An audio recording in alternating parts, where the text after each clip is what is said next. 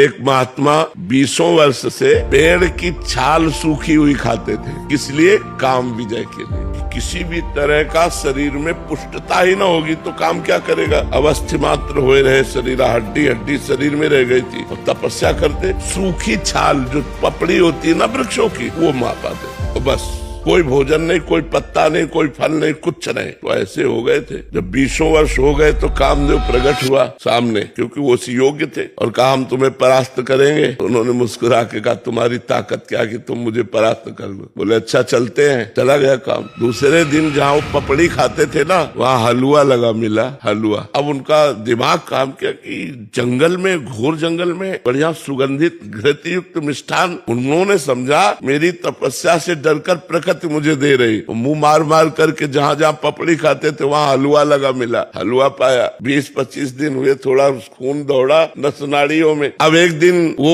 उस अपने टाइम से जाते थे उनका हलवा, तो जो टाइम से गए वहाँ पाने के लिए, तो देखा एक 16-17 वर्ष की लड़की हलवा लगा रही। वही भयभीत होने का वो नाटक किया। बोले भयभीत मत हो, भयभीत मत हो, शांत रहो, नजदीक आओ। जो ही देखा तो कमल नयनी सुंदरी छम छम करती हुई पायल। महाराज ने कहा कि तुम डर क्यों रही हो निडर होकर? ये हलवा तुम लगाती थी? हाँ महाराज, आप जैसे तपस्वी की सेवा हमारी सामर्थ्य कहाँ की आंख मिला के कर सके कि मैं आपके सामने जाके हलवा परोस सकूं, इसलिए छुप छुप के। बोले आज से छुपने की जरूरत नहीं है और पेड़ में लगाने की जरूरत नहीं, सीधे ले आया करो पात्र में हलवा। 10-5 दिन और हलवा पाया सीधे। अब तो काम वेदना अंदर जागृत हुई। उन्होंने कहा देवी तुम्हारा ब्याह हुआ है? तो उनका नहीं महाराज। बोले मेरा भी नहीं हुआ। तो बोले मैं आप जैसे महान तपस्वी को पति रूप में प्राप्त कर सकूं ये तो मेरा सौभाग्य है। तो उनका फिर बोले एक शर्त है, हमारी माँ जंगल के बाहर रहती है और उन्होंने कहा पति वही बनेगा जो अपना मुंह काला करवा कर हमें पीठ में बैठाल कर वहां तक ले जाएगा। बोले कर सकता हूँ।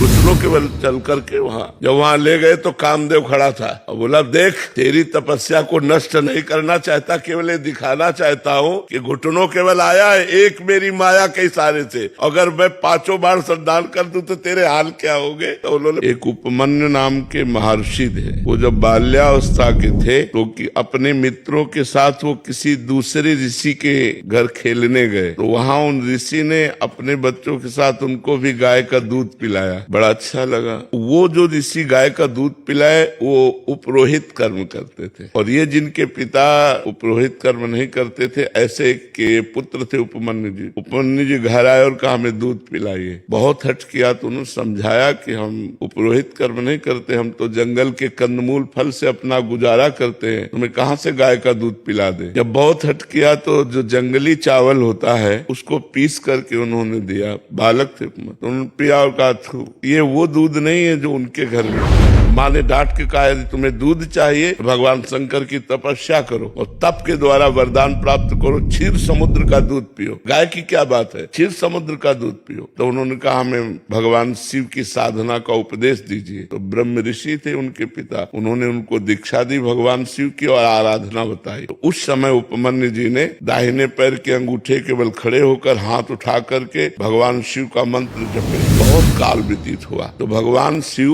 उनके सामने शिव रूप में प्रकट नहीं हुए, देवराज इंद्र के रूप में प्रकट हुए, नंदिकेश्वर एरावत के रूप में, और भगवती अम्बा सची के रूप में, और जितने शिव पार्षद सब देवताओं के रूप में। और कहा वरम ब्रूहि, वरदान मांगिए। उन्होंने आंख खोला, देखा देवराज इंद्र, तो प्रणाम किया और कहा देवराज इंद्र मुझे आपसे कुछ नहीं चाहिए, मैं भगवान शंकर का भक्त हूँ, मैंने भगवान शंकर की आराधना की है, मुझे जो कुछ चाहिए वो शंकर से चाहिए। तो निंदा करने लगे, क्योंकि भगवान शंकर ही थे, सीता की भस्म लगाते हैं, मुंडों की माला पहनते हैं न ऐसा। तो उनका सावधान, हमारे ही सामने हमारे इष्ट की यदि निंदा करोगे तो हमको असमर्थ मत समझो, मैं ऋषि बालक हूँ, अगर साप दे दिया तो आप भी भस्म हो जाओगे। तो फिर वो निंदा शुरू कर दी, क्योंकि वो भगवान शंकर ही थे ना। तो उन्होंने कहा देवराज इंद्र अगर भगवान शंकर मुझे श्वान बना दे तो मुझे स्वीकार है, और तुम अपना देवराज इंद्र पद देना चाहो तो भी स्वीकार नहीं है। मैंने भगवान शंकर की आराधना की, अब एक भी शब्द अगर भगवान शंकर के प्रति बोले तो मैं दंड देने में समर्थ हूँ। फिर वो बोलने लगे, तब उन्होंने अघोर मंत्र का प्रयोग किया। ये मंत्र सिद्ध हो जाए तो किसी के भी ऊपर मारण मोहन वशीकरण उच्चाटन आदि का,